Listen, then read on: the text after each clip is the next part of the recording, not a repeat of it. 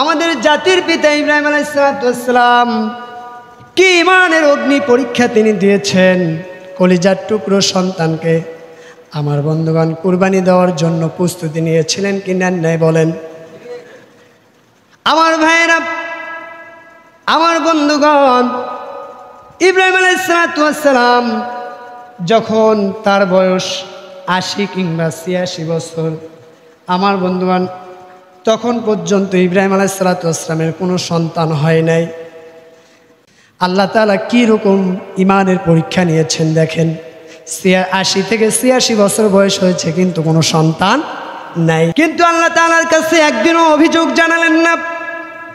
আমার ভাইয়েরা, আমার বন্ধুগণ, একদিন ৮৬ বছর বয়স যখন ইব্রাহিম আলাইহিস সালামের হয়ে গেল, ৮০ থেকে ৮৬ বছর, ইব্রাহিম আলাইহিস সালাম আমার আল্লাহ তাআলার কাছে দোয়া করে বললেন, ওগো আরশের মালিক, আপনি আমাকে একটা নেক সন্তান দান করুন। কি সন্তান বলেন?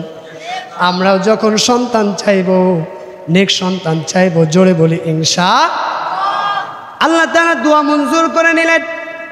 আল্লাহ রাব্বুল আলামিন আমার জাতির পিতা ইব্রাহিম আলাইহিস সালামের দ্বিতীয় স্ত্রী হাজরা আলাইহিস সালামের গর্ভে, আমার বন্ধুগণ, আমার জাতির পিতা ইব্রাহিম আলাইহিস সালামের প্রথম সন্তান ইসমাইল আলাইহিস সালামকে নেক সন্তান আল্লাহ তাআলা দান করলেন। ইসমাইল আলাইহিস সালামকে দান করলেন। আমার ভাইয়েরা,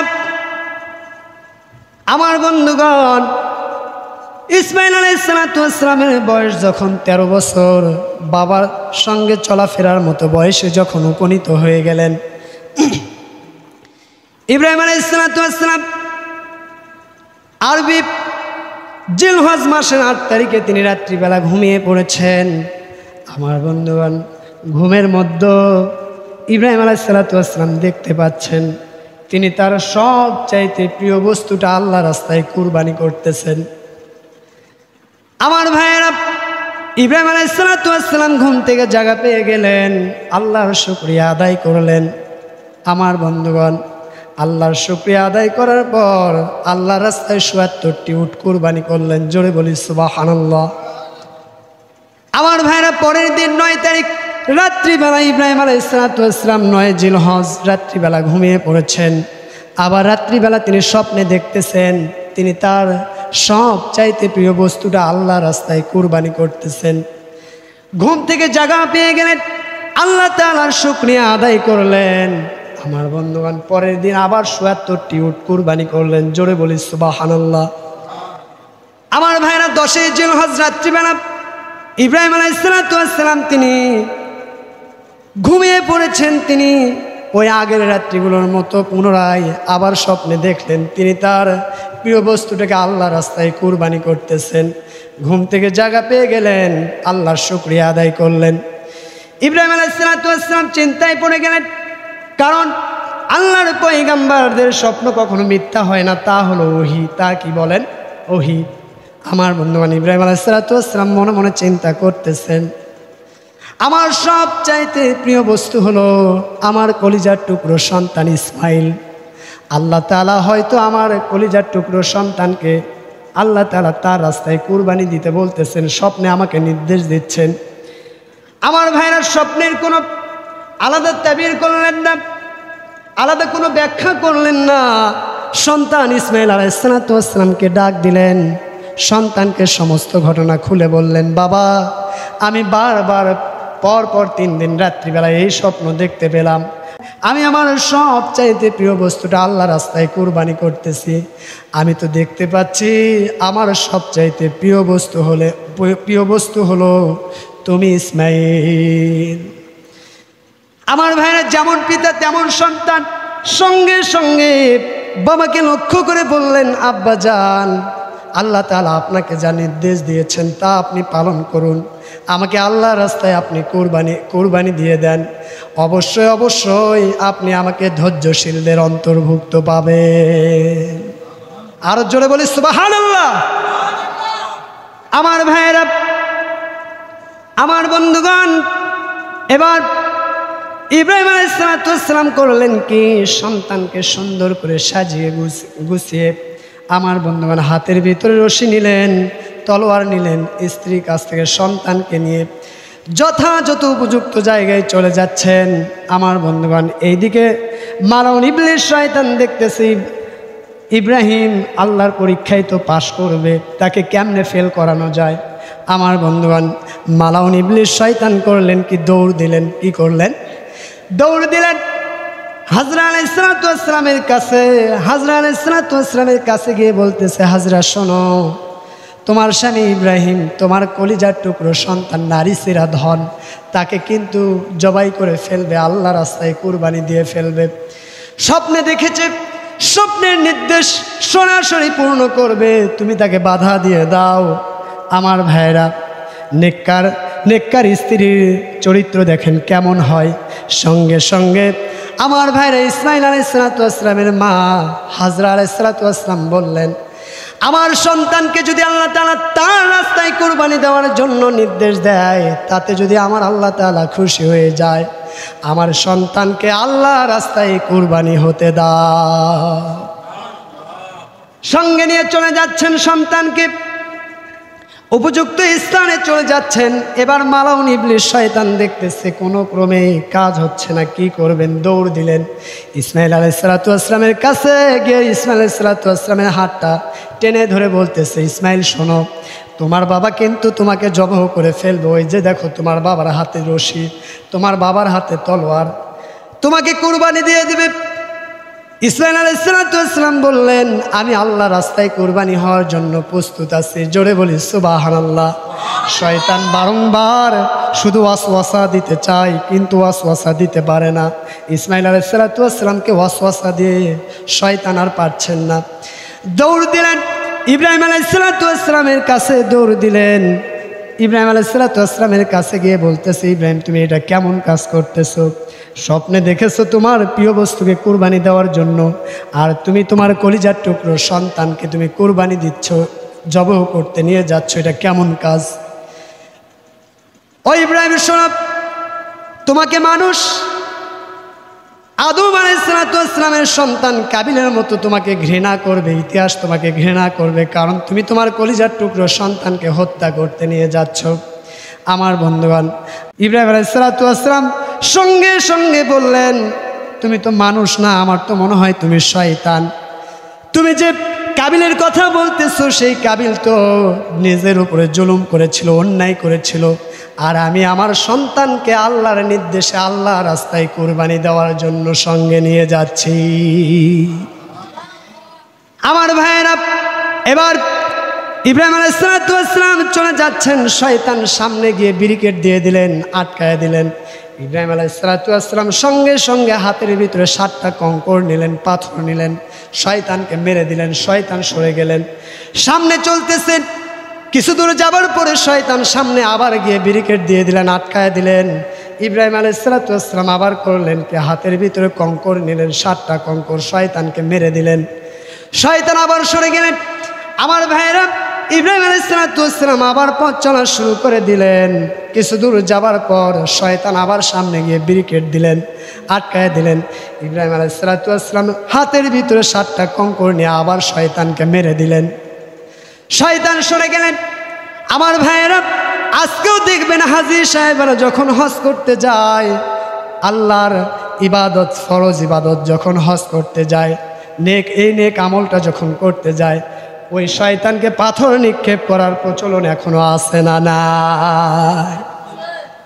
আমার ভাইয়েরা, এবার ইব্রাহিম আলাইহিস সালাতু ওয়াস সালাম সন্তানকে নিয়ে উপযুক্ত জায়গায় পৌঁছে গেলেন। আমার বন্ধুগণ, আমার ভাইয়েরা, উপযুক্ত জায়গায় পৌঁছার পর ইব্রাহিম আলাইহিস সালাতু ওয়াস সালামের কলিজার টুকরো সন্তান ইসমাইল আলাইহিস সালাতু ওয়াস সালাম পিতা ইব্রাহিম আলাইহিস সালাতু ওয়াস সালামকে লক্ষ্য করে বললেন, আব্বা জান, আমি আপনাকে কিছু কথা বলতে চাই। ইব্রাহিম আলাইহিস সালাতু ওয়াস সালাম বললেন, ও আমার কলিজার টুকরো সন্তান ইসমাইল, তুমি কি বলতে চাও বলো। আমার ভাইয়েরা, আমার বন্ধুগণ, ইসমাইল আলাইহিস সালাতু ওয়াস সালাম তিনি করলেন কি, পিতাকে লক্ষ্য করে বললেন, আব্বা জান, আমার প্রথম কথা, 1 নাম্বার কথা হলো, আপনি আমাকে আল্লাহ রাস্তায় কুরবানি দিয়ে দেবেন। আপনি আপনার তলোয়ারটা ভালো করে ধার দিয়ে নেবেন, তীক্ষ্ণ ধার দিয়ে নেবেন, যেন অতি সহজে আপনি আমাকে জবাহ করতে পারেন, কুরবানি দিতে পারেন, আর আমি অতি সহজে যেন আল্লাহর নিকটে পৌঁছে যেতে পারি। ও আমার আব্বাজান, আপনি দ্বিতীয় যে কাজটা করবেন তা হলো আপনি আমার হাতের পায়ের ভিতরে শক্ত করে বাঁধন দিয়ে দেবেন। আমি ইসমাইল যেন নড়াচড়া করতে না পারি। নড়াচড়া করলে আমার শরীরের রক্তগুলো আপনার কাপড়ের ভিতরে লেগে যাবে। শক্ত করে বাঁধন দিয়ে দিবেন। ও আব্বাজান, এরপরে তৃতীয় নাম্বার যে কাজটা আপনি করবেন, আপনি আমাকে উপর করে শোয়া দিবেন, চিৎ করে শোয়াবেন না, যেন আমাকে কুরবানি দেওয়ার সময় আমার মস্তকটা যেন সেজদা অবনত অবস্থায় থেকে যায়। ও আব্বা, আপনি আমাকে যখন কুরবানি দেবেন চোখের ভিতরে পট্টি বেঁধে নেবেন, কারণ আমার চেহারা যদি আপনি দেখতে পান আপনার অন্তরের ভিতরে ভালোবাসা কাজ করবে, মহাব্বত কাজ করবে। আব্বা, আপনি পটি বেঁধে নিয়ে আমাকে জবাহ করবেন। আপনার পোশাকগুলো আঁটো শুটো করে নেবেন, যেন আপনার পোশাকের ভিতরে রক্ত লেগে না যায়, এতে সওয়াব হয়তো হ্যাস পেয়ে যেতে পারে। আব্বাজান, নাম্বার 4 যে কাজ করবেন, আমার কাপড়গুলো আপনি হেফাজতে রাখবেন। আমার মায়ের কাছে সেই কাপড়গুলো দিয়ে দেবেন, হয়তো আমার মা কাপড়গুলো পেয়ে সান্ত্বনা পেয়ে যাবে। আমার বন্ধুগণ, আর আমার মাকে সালাম জানায় দিবেন, আর বলবেন তোমার সন্তান আল্লাহ রাস্তায় সফল হয়ে গেছে। জোরে বলি সুবহানাল্লাহ। ইব্রাহিম আলাইহিস সালাম, কলিজার টুকরো সন্তান ইসমাইল আলাইহিস সালামের এই কথাগুলো শুনে চোখের পানি আর ধরে রাখতে পারলেন না। চোখের কোটা বেয়ে টপ টপ করে পানি পড়তেছে। অশ্রুসিক্ত নয়নে সন্তানের হাতে পায়ে শক্ত করে বাঁধন দিয়া আমার বন্ধুগণ সেই তলোয়ারের ভিতরে, চাকুর ভিতরে তীক্ষ্ণ ধার দিয়া আমার ভাইরা উপর করে শোয়া দিয়া চোখের ভিতরে পট্টি বেঁধে এমনভাবে তলোয়ার চালানো শুরু করে দিলেন। আমার বন্ধুগণ সর্বশক্তি দিয়ে তলোয়ার চালানো শুরু করে দিলেন।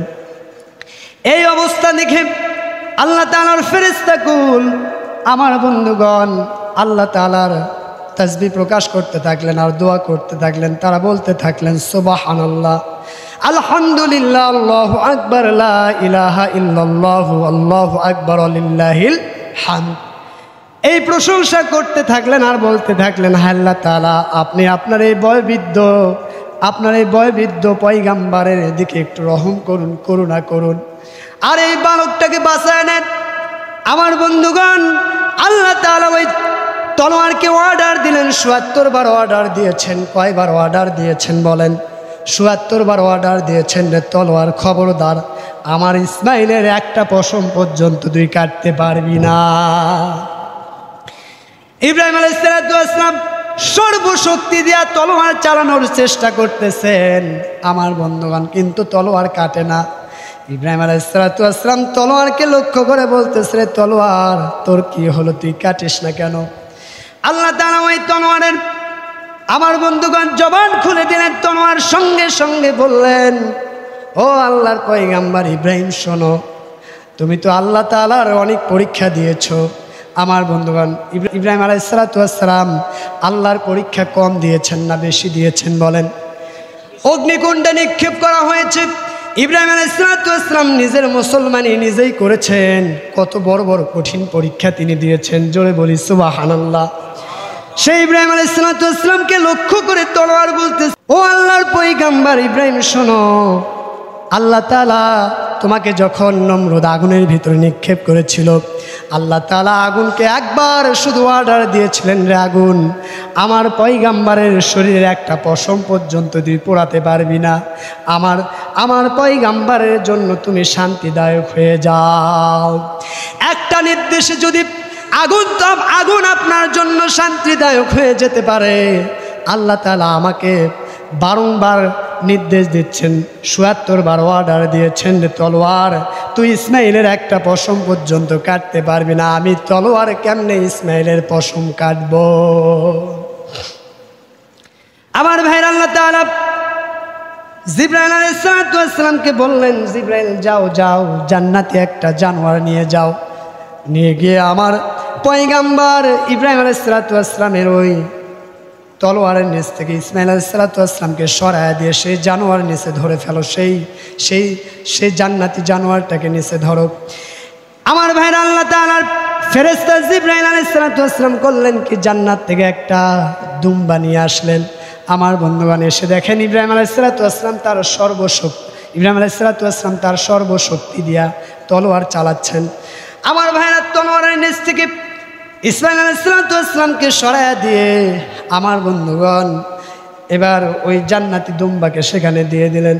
আমার ভাইরা, সঙ্গে সঙ্গে ইব্রাহিম আলাইহিস সালাম তলোয়ার দিয়ে এমন শক্তভাবে তলোয়ার চালায়া দিয়েছেন, মাথা দ্বিখণ্ডিত হয়ে কুরবানি হয়ে গেছে। জোরে বলি সুবহানাল্লাহ। আমার ভাইরা, ইব্রাহিম আলাইহিস সালামের শরীরের ভিতরে, হাতের ভিতরে যখন গরম রক্তের ফোঁড়া লেগে গেছে, তিনি মনে করেছেন আমার কলিজার টুকরো সন্তান আল্লাহর রাস্তায় সফল হয়ে গেছে, কুরবানি হয়ে গেছে। আমার ভাইয়ের চোখের সেই পট্টিটা খুলে ফেললেন, খুলে ফেলে দেখতে পেলেন সেই জায়গায় তার সন্তান নাই। ইসমাইল আলাইহিস সালাম সাইডে দাঁড়িয়ে আছেন, আর কুরবানি হয়ে গেছে। আল্লাহ তাআলা সেই জায়গায় দুম্বা কুরবানি করেছে। আমার ভাইয়ের সঙ্গে সঙ্গে ইব্রাহিম আলাইহিস সালাম তিনি করলেন কি, সঙ্গে সঙ্গে বলে ফেললেন লা ইলাহা ইল্লাল্লাহু আল্লাহু আকবার। আমার ভাইয়েরা, ইব্রাহিম আলাইহিস সালাম আল্লাহর শুকরিয়া আদায় করলেন। আল্লাহ তাআলা বললেন, ও আমার পয়গম্বর ইব্রাহিম, তুমি পরীক্ষায় পাশ করেছো, 100-তে 100 পেয়েছো। জোরে বলি সুবহানাল্লাহ। আমার ভাইয়েরা, আমার বন্ধুগণ, ইব্রাহিম আলাইহিস সালামকে যে অগ্নিকুণ্ডে নিক্ষেপ করা হয়েছিল, অগ্নিকুণ্ডে নিক্ষিপ্ত হয় ইব্রাহিম যত না কষ্ট পেয়েছিল, তার চাইতেও কষ্টকর ছিল ইসমাইল আলাইহিস সালামকে কুরবানি দেওয়া। আওয়াজ দে বলি ঠিক কিনা? কারণ প্রত্যেকটা পিতামাতা সন্তানকে জীবনের চাইতেও বেশি ভালোবাসে, বাসে না? আমার ভাইয়েরা, এর ওই ধারাবাহিকতায় আল্লাহ তাআলা এই উম্মতে মুহাম্মাদের উপরে কুরবানিটা ওয়াজিব করে দিয়েছেন, ঠিক কিনা? আমার বন্ধুগণ, আমার ভাইয়েরা, এই জন্য আমাদের কুরবানি, আমাদের জান মাল যা কিছু আছে সব কিছু কার রাস্তায় উৎসর্গ হবে বলেন? সব কিছু কার জন্য নিবেদিত হবে বলেন? আল্লাহ রাব্বুল আলামিন কুরআনুল কারীমের ভিতরে সুন্দর করে জানায় দিয়েছেন, যারা পারেন ঠোঁট মিলিয়ে মিলিয়ে পড়ুন। কুল ইন্না সলাতি ওয়া নুসুকি ওয়া মাহইয়ায়া ওয়া মামাতি লিল্লাহি রাব্বিল আলামিন। জোরে বলুন আল্লাহু আকবার। আমার কুরবানি, আমার নামাজ, আমার কুরবানি, আমার অন্যান্য যত যাবতীয় ইবাদত, আমার জীবন, আমার মরণ, সব কিছু কার জন্য নিবেদিত? আসতে বলবেন না, কার জন্য?